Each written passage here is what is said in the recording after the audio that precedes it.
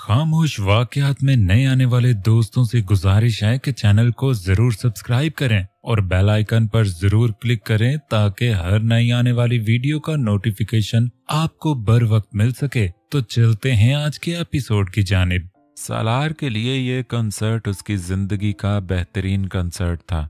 सब उसके साथ थे। वो स्टेज पर खड़े होकर क्राउड पर नजर दौड़ाता तो एक तरफ मुस्कुराता बाप दिखाई देता जो अपनी मुस्कुराहट को अपने मिजाज के गुस्से में छुपाने की कोशिश कर रहा था। एक तरफ माँ दिखती जिसकी आंखें उसके चेहरे की खुशी देखकर भीग गई थीं। 3 भाई थे। बड़े की आंखों में मोहब्बत का अपने लिए जहान देखता, जबकि दोनों छोटों में जोश कमाल था।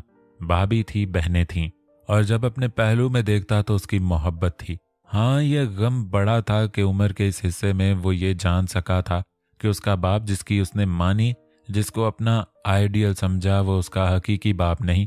ये दिल पर जैसे जख्म की तरह थी बात, मगर वो इन चेहरों में खुशियों को अपने दिल पर लगे जख्म की वजह से खो नहीं सकता था। ये कंसर्ट उसका शानदार कंसर्ट था। उसका जोश वलवला ही अलग था। एक अदा थी जो लंदन में वो इस रात उतार आया था। आसमान पर चांद की तरह उसका नाम चमक उठा था, और उसे इन रिश्तों के लिए अपनी तकलीफ को एक तरफ रखना पड़ता तो वो बिल्कुल ऐसे ही करता। वो इस बेवकूफ़ी से इन प्यारों को नहीं खो सकता था जो उसके खुश होने से खुश हों और उसके उदास होने से उदास। वजह सगे या सौतेले की नहीं थी, यह अपने ये गैर की नहीं थी। वजह अपनायत और खलूस की थी जो उसने की थी, माँ से, अपने बाप से, और वो उन्हें के साथ रहकर खुश रह सकता था। इस कंसर्ट के दौरान उसने एक बार आसमान की जानिब देखा। ये आखिरी कंसर्ट था। यहाँ वो तय कर चुका था वो आज के बाद कभी गाएगा नहीं, क्योंकि मुर्तज़ा अक्सर इस बात पर बजिद होते थे कि वो ये प्रोफेशन छोड़ दे। और जब से 1 साल वो इन सब से दूर रहा तो न जाने किस किस लम्हे वो अपने प्रोफेशन की वजह से खुद का दम घुटता महसूस करता था। कितनी बार दिल करता था सब छोड़कर पलट जाए, और जब उसे सब मिल रहा था, अल्लाह एक बार उसे फिर उसके अपनों में भेज रहा था, तो वो सब छोड़ सकता था। यहाँ अपनी कामयाबी, अपनी शोहरत, सब, क्योंकि उसे रिश्तों की तलाश थी और ये रिश्ते उसके लिए सब थे। वो लम्हा भी दूर नहीं रहना चाहता था। वो जानता था इस फैसले से शायद मुर्तज़ा उसकी पेशानी चूम ले और वो उनके चेहरे पर यह खुशी देखना चाहता था। फिर थी उसकी मोहब्बत, खूबसूरत, बेवकूफ़। उसके बिना तो शायद सांस भी अब मुहाल थी। उसने जिमल को मुस्कुराकर चाहत से देखा और लंदन की फिजा में ये आवाज गूंजी थी, life is more beautiful than the beauty of our red angel. हालांकि जैन की ख्वाहिश थी कि उसकी शादी यहीं लंदन में हो, मगर मुर्तज़ा के झटकने से वो मुंह बसोर गया, क्योंकि मुर्तज़ा वापस लौटना चाहते थे अपने घर, और वो इन सब को ऑर्डर दे चुके थे।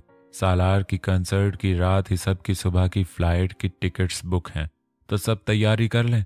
कुछ लोगों की हनीमून की ख्वाहिश भी दम तोड़ गई, जिसमें आरिज अव्वल नंबर पर था।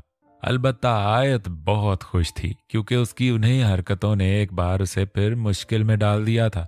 यानी नूर का बहन या भाई आने वाला था, और लंदन आने से पहले ही उसे ये खबर मिली थी। आरिज तो बेहद खुश था। अलबत्ता आयत शर्मिंदा सी थी, जबकि नैन ने उसे खूब छेड़ा था। अलबत्ता साथ साथ साफ लफ्जों में कह भी दिया कि वो तो एक बच्चे से ही थक गई है, दूसरे का अभी कोई चांस नहीं। जबकि सालार ने जिमल के कानों में सारी फ्लाइट एक ही बात कहकर धुआएं निकाल दी थीं। यहाँ तक कि उसने कोशिश की कि वो सीट बदल ले, मगर उसके चुंगल से निकलना कोई आसान काम था। मुर्तज़ा ने अपनी फैमिली पर मुस्कुराकर निगाह डाली थी। उनके सारे बेटे अपनी बीवियों के साथ बैठे थे। उनकी अपनी बीवी अब भी उनसे नाराज थी, मगर बैठी उन्हीं के साथ थी, और ये सालार की बदौलत था। उसने जिद करके सबकी सीट मैनेज की थी, जबकि खुद वो सबसे एंड में बैठा था ताकि सब पर नजर रखे, मगर कोई उस पर निगाह न डाल सके। उसकी चालाकी पर कबीर ने दाद दी थी, जिसे उसने मुस्कुराकर कबूल किया था। तुम्हारे से ज्यादा बेहुदा आदमी पैदा ही नहीं हुआ, कबीर ने उसकी ढटाई पर घूरा। आरिज हो चुका है बिग ब्रो। डोंट वरी, अपनी और उसकी स्पीड देख लो। कबीर जानता था उसकी बात का रुख क्या है। शर्म वरम है तुम्हें? बाबा ने सुन लिया तो यहीं उल्टा टांग देंगे। अब इसमें उल्टा टांगने की क्या बात है? यार शर्तिया बात है, मैं तो कह रहा हूँ मम्मा बाबा की सुलह कराते ही नहीं, मुझे खतरा है इन दोनों से। वो आंखें घुमाकर बोला। जैन तो अपनी हंसी रोकने के चक्कर में सुर्ख हो रहा था, जबकि कबीर नफी में अफसोस से सर हिलाने लगा, जबकि आरिज ने उसका शाना थपथपाया था। बहुत गहरा सोचा है भैया आपने, आरिज का कह कहा उठा तो सबने उनकी तरफ देखा, खासकर उनकी बीवियों ने। लगातार अरसे बाद वो सब इकट्ठे हुए हैं। तुम सब बैठोगे या नहीं? मुर्तजा ने पलटकर जरा रोब से कहा। वो सब शराफत से बैठ गए, जबकि सालार ने जिमल का हाथ थामकर नरमी से छुआ। सालार, वो सटपटाकर अपना हाथ उससे छुड़ाने लगी, जबकि निगाह इधर उधर भी थी। मैडम, मैं आखिर में इसीलिए बैठा हूं ताकि मेरा रोमांस कोई देख ना सके, तो इजी रहो और जो मैं करना चाहता हूं करने दो, वो बोला और जिमल के कान में नजदीक झुका। मगर कोई पलट भी तो सकता है, प्लीज आप दूर हो, वो घबरा कर बोली। सब चाहते हैं कोई उनकी तरफ न देखे। अगर तुम चाहती हो मैं सबके रोमांस में घुस जाऊं तो बता दो। वो एकदम सीधा हो गया तो उसने जल्दी से उसके मुंह पर हाथ रख दिया। प्लीज किसी को तंग मत कीजिएगा, जिमल ने कहा, जबकि सालार ने हंसकर उसका चेहरा थाम लिया। उसके खतरनाक इरादे उसकी आंखों में देख रहे थे। नहीं सालार, जिमल ने होंठों को दांतों में दबा लिया। सालार ने उसके गाल पर लम्स बिखेरा और एकदम उससे दूर हुआ। अलबत्ता जिमल चकरा ही गई थी। दूर रहो मुझसे, ऐसी मुश्किल बनाकर आ जाती हो, बार बार चिपकने का दिल करता है, वो चिढ़कर बोला। जिमल ने उसे देखा। ड्रामे? वो सर झटक कर बोली। तुम्हारे ड्रामे तो निकालता हूं ना मैं, और जुबान चलाओ, बाद में मत कहना प्लीज सालार प्लीज। अच्छा, जिमल सुर्ख रह गई। वो तो बिना लिहाज के चले ही जा रहा था। तुम सोच भी नहीं सकती मैं कितना खुश हूं। आयत के शाने पर हाथ रखकर आरिज ने अपनी बेटी का गाल छुआ था। और आप जानते हैं मैं कितनी परेशान हूं? आरिज, मुझसे तो नूर भी नहीं संभलती, वो बेचारगी से बोली। सुनो शराफत से, जितने सालार भैया के बच्चे होंगे उतने ही मेरे होंगे। खबरदार जो मुझे रोका, मेरी भी कोई वैल्यू है आरिज साहब?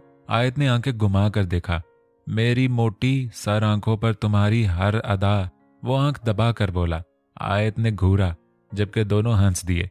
हर गुजरता दिन दोनों को एक दूसरे से मजीद करीब तरीन करता जा रहा था। आयत ने इत्मीनान से उसके शाने पर सर रखकर आंखें मूंद ली थीं। वो अब घबराती नहीं थी, ना ही बाबा को याद करती थी, क्योंकि अब उसे जरूरत नहीं थी। उसके पास उसकी जिंदगी का सबसे खूबसूरत रिश्ता था। अब कोई उसे चाहिए था? नहीं, कोई नहीं। कबीर, आपकी बेटी के अलावा इस जहाज में मैं भी बैठी हूं। नैन ने जरा खफगी से कहा। मेरी जान, आप तो हमारी आंखों के सामने ही हैं यार। बेटी से प्यार कर रहा हूं तब भी जलन हो रही है। वो हंसने लगा। जलन की बात नहीं है, ठीक है करे बेटी से प्यार, अच्छे से कर लें, कभी कुछ रह ना जाए, वो बोली और खिड़की से बाहर देखने लगी। कबीर ने नींद में झूलती अपनी बेटी को गोद में लेटा लिया और गोद में लेटते ही वो सो गई, जबकि कबीर ने नैन का शाना हिलाया। कबीर, मुझे बात नहीं करनी। नैन ने साफ हरी झंडी दिखाई। देखो मुझे भी फील हो रहा है आरिस कितना तेज निकला है, जबकि मैं और सालार। वो अफसोस से बोला। कोई शर्म करें, ये कोई जगह है ऐसी बातों की? नैन ने घूरा। वल्लाह अचानक शर्माया जा रहा है। खैर मुझे यकीन है मेरे सारे शरीफ भाई इसी मौजू पर बहस कर रहे हैं, वो बोला। नैन ने अपनी हंसी रोकी। वैसे वो जानती थी सालार से तो ये ही उम्मीद थी कि वो कैसे जल भुन गया था, ये जानकर कि आरिज एक बार फिर से बाप बनने वाला है, जबकि वो चाहता था। सबने अजीब रेस लगा ली थी। वो कबीर की तरफ देखकर हंसने लगी। मुझे भी इस रेस में हिस्सा लेना है, वो मासूमियत से बोला। हाँ, इतने ही बड़े नौशा मियाँ हैं शरीफजादे, जानती हूं मैं कितने खतरनाक हैं आप। नैन ने सर झटका। Proud of me. कबीर ने आंख दबाई। नैन उसकी बेहयाई पर उसके मुक्के मारने लगी, जबकि कबीर ने उसे खुद में भर लिया। मैं बहुत खुश हूं, वो बोला। अपनी बेटी को भी प्यार से देखा था।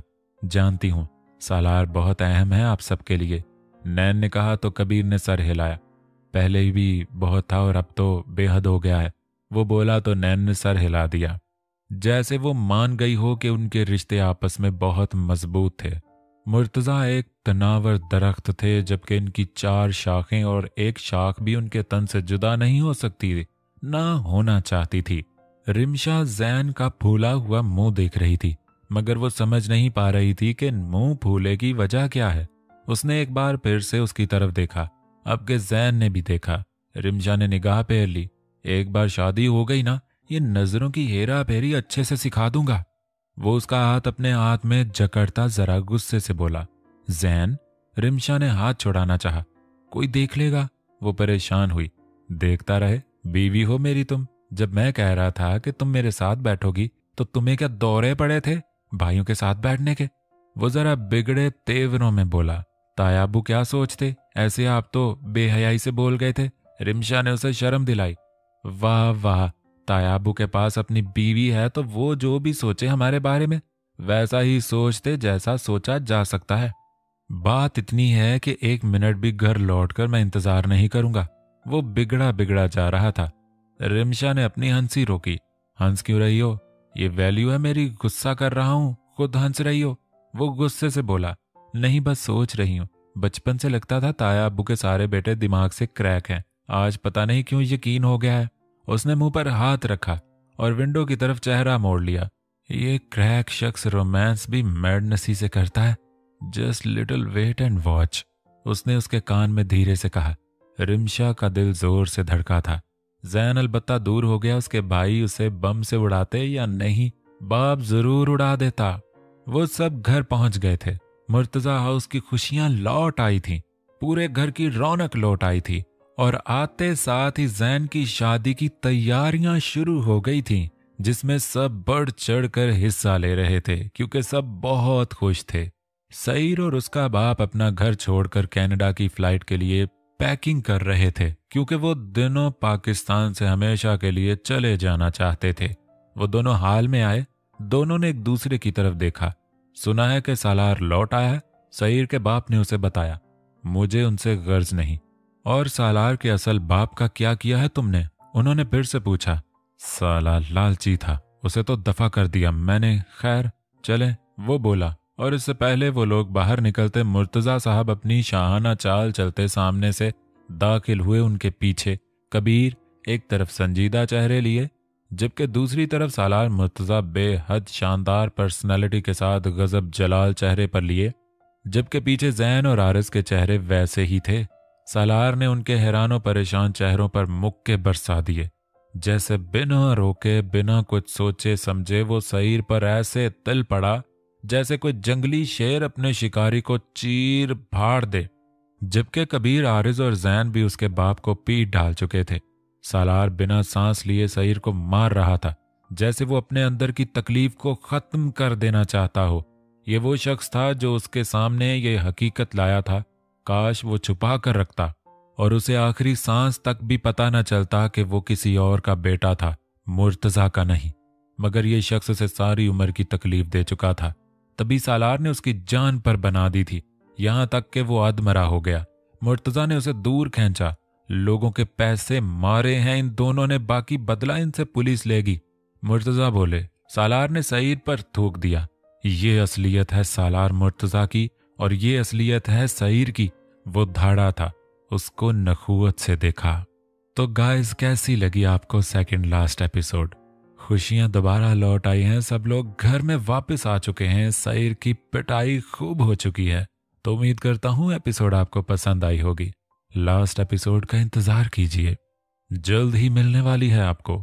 हाँ, पता है मुझे कि शॉर्ट एपिसोड हैं, जैसी ही राइटर ने दी वैसे मैंने आपको दे दी। खैर, लास्ट एपिसोड आपको बड़ी मिलेगी, धमाकेदार, बहुत ज्यादा अच्छी। उम्मीद करता हूं आपका रेस्पॉन्स बहुत ही अच्छा होगा लास्ट एपिसोड पर। अपना बहुत सारा ख्याल रखिएगा और मुझे दुआओं में याद रखिए। चैनल को सब्सक्राइब कीजिए और बेल आइकन पर जरूर क्लिक कीजिए ताकि हर नई आने वाली वीडियो का नोटिफिकेशन बर वक्त आपको मिल सके। बार बार चैनल न खोलना पड़े वीडियो के लिए। इजाजत चाहता हूँ। अल्लाह हाफिज।